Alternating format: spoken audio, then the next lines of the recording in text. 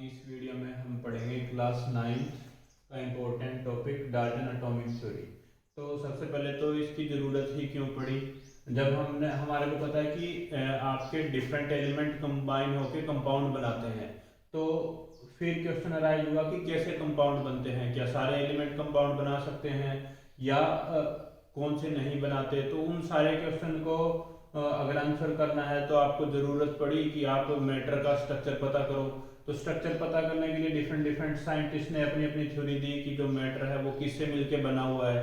तो सबसे पहले डेमोक्रिटस जो ग्रीक फिलोसफर थे उन्होंने बताया कि जो मैटर है वो छोटे छोटे पार्टिकल से मिलके बना हुआ है, और इसने उन स्मॉलेस्ट पार्टिकल को एटमॉस बोला। क्या बोला? एटमॉस। बट क्या हुआ कि इसकी बात को ज़्यादा कंसीडर नहीं किया गया, ज़्यादा रिकॉग्नाइजेशन नहीं मिली। फिर 1808 में डाल्टन ने अपना पोस्टुलेट दिया और पब्लिश करवाया, जिसको हम डाल्टन एटॉमिक थ्योरी के नाम से जानते हैं, और जॉन डाल्टन ने दिया था 1808 में। क्या है इसके पोस्टुलेट्स आपके सामने दिख रहे हैं। सबसे फर्स्ट बेटा, जो मैटर है वो एक्सट्रीमली स्मॉल पार्टिकल से मिलके बना हुआ है, एक्सट्रीमली स्मॉल पार्टिकल से मिलके बनता है, डाल्टन ने कहा था। और उसका नाम क्या है? एटम है। उसको क्या बोलते हैं? हम एटम बोलते हैं। ठीक है, इसने डेमोक्रेट्स ने इसको एटमॉस बोला था, एटमॉस। ठीक है, अब सेकंड पोस्टुलेट क्या है डाल्टन एटॉमिक थ्योरी का, कि जो सेम एलिमेंट अगर है आपके पास, सेम एलिमेंट के जो पार्टिकल्स होंगे वो सारे के सारे क्या होंगे?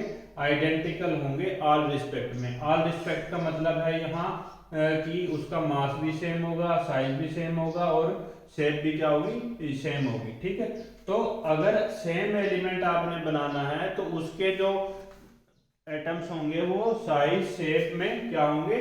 आइडेंटिकल होंगे। सेकेंड पोस्टुलेट के अकॉर्डिंग कि सेम एलिमेंट के जो साइज शेप और मास जो होगा वो पार्टिकल्स का, एटम का, वो क्या होगा? आपका आइडेंटिकल होगा। ठीक है, थर्ड क्या बोला था, अगर आप डिफरेंट एलिमेंट लेते हो, सेम एलिमेंट की बात करें, जैसे अगर आप हाइड्रोजन हाइड्रोजन लोगे, हाइड्रोजन हाइड्रोजन को मिला के आपने H2 मॉलिक्यूल बनाया है। क्या बनाया है? H2 molecule. तो सेम एलिमेंट से मिलके बना हुआ है, तो सेम एलिमेंट का जो एटम होगा, हाइड्रोजन एटम है, उसका मास भी दोनों हाइड्रोजन का इक्वल होगा, तो उनका साइज भी इक्वल होगा और उनका शेप भी इक्वल होगा। तो अगर आपने सेम एलिमेंट लेना है तो उसके एटम का जो प्रॉपर्टी होगी, जिसमें मास आएगा, साइज आएगा और आपका केमिकल प्रॉपर्टी आएगी, वो क्या होगी? आइडेंटिकल होगी।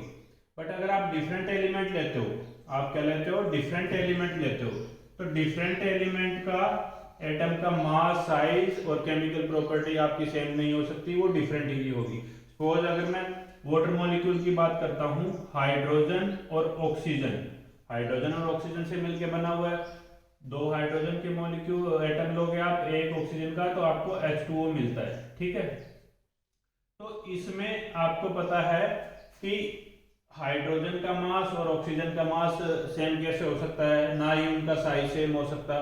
तो अगर डिफरेंट एलिमेंट लेते हो तो उनके एटम का जो मास, साइज और केमिकल प्रॉपर्टी क्या होगी? डिफरेंट होगी।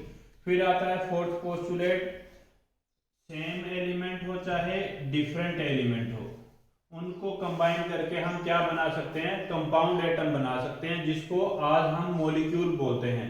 अब हम कंपाउंड एटम को क्या बोलते हैं? मॉलिक्यूल बोलते हैं। क्या बोलते हैं बेटा? मॉलिक्यूल।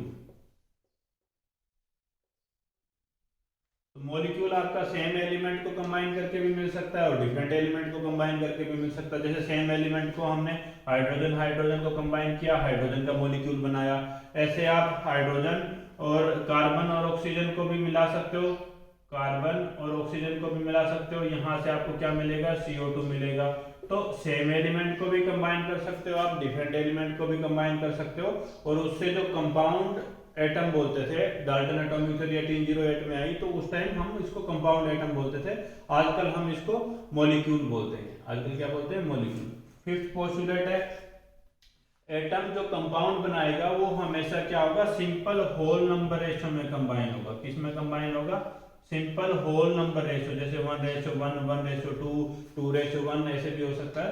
तो एटम जब भी कंबाइन होगा कंपाउंड बनाने के लिए तो वो हमेशा सिंपल होल नंबर रेशो में कंबाइन होगा। अगर आप एटम से डिफरेंट एलिमेंट के एटम को कंबाइन करते हो तो सेम रेशो में भी कंबाइन हो सकता है, डिफरेंट रेशो में भी कंबाइन हो सकता है। अगर डिफरेंट रेशो में वो कंबाइन होगा, डिफरेंट रेशो में कंबाइन होगा तो डिफरेंट कंपाउंड देगा। जैसे atoms of different element combine in different ratio two form different compound. मान लो आपने दो डिफरेंट कंपाउंड लिए, जैसे एक कार्बन लिया, डिफरेंट एटम लिए सॉरी, एक ऑक्सीजन लिया। कार्बन ऑक्सीजन को अगर मैं 1:2 या मास के 3:8 में कंबाइन करता हूं तो आपको CO2 मिलता है। आपको क्या मिलता है? CO2 मिलता है। बट अगर मैं कार्बन का एक एटम और ऑक्सीजन का 2 एटम लूं तो CO2 मिलता है। बट अगर कार्बन का भी एक एटम लूं और मैं ऑक्सीजन का भी एक एटम लूं तो आपको क्या मिलेगा? Carbon monoxide. तो दोनों कार्बन डाइऑक्साइड और मोनोऑक्साइड क्या हो जाएंगे? डिफरेंट कंपाउंड हो जाएंगे। तो अगर डिफरेंट रेशो में आप लेते हो तो आपको क्या मिलेगा? डिफरेंट कंपाउंड मिलेगा। ये हमारा 6th पोस्टुलेट था। 7th क्या है कि number and kind of atom are fixed in a given compound. तो किसी भी कंपाउंड में जो एटम के नंबर होंगे और उनका काइंड होगा वो हमेशा फिक्स होगा। जैसे CO2 की मैं अगर बात करूं, कार्बन डाइऑक्साइड, तो कार्बन डाइऑक्साइड में आपको फिक्स मिलेगा, कार्बन होगा, ऑक्सीजन होगा। तो काइंड ऑफ एटम आपको पता लगे, एक कार्बन का होगा, ऑक्सीजन का होगा। तो दो टाइप के एटम होंगे और वो किस रेशो में, किस नंबर में कंबाइन होंगे? Carbon 1 oxygen 2। अगर मैं नंबर ऑफ एटम की बात करूं तो किसी भी गिवन कंपाउंड में आपके पास नंबर और काइंड, किस टाइप के आपके एटम हैं और कितने एटम हैं, उनका नंबर और उनका काइंड आपका क्या होगा? हमेशा फिक्स होगा। जैसे वाटर मॉलिक्यूल की बात करें, वाटर मॉलिक्यूल में आपको पता है हाइड्रोजन आएगा, ऑक्सीजन आएगा। तो दोनों अलग अलग किस किस टाइप के एटम है उनका काइंड पता लग गया और उनका नंबर। हाइड्रोजन के 2 एटम आते हैं, ऑक्सीजन का 1 एटम आता है, तो उनका नंबर भी फिक्स है। तो किसी भी गिवन कंपाउंड में आपका नंबर और काइंड ऑफ एटम आपके क्या होंगे? फिक्स होंगे। फिर आता है बेटा किसी भी केमिकल रिएक्शन में, किसी भी केमिकल रिएक्शन में जो पार्टिसिपेट होने वाला जो स्मॉलेस्ट पार्टिकल है उसको हम क्या बोलते हैं? एटम बोलते हैं। स्मॉलेस्ट पार्टिकल जो है किसी भी केमिकल रिएक्शन में पार्टिसिपेट होने वाला ही क्या है? एटम है। Atoms is the smallest particle to take part in a chemical reaction. फिर लास्ट में आता है कि एटम को हम ना ही क्रिएट कर सकते, नाइदर क्रिएटेड और नॉर क्रिएटेड और डिस्ट्रॉयड।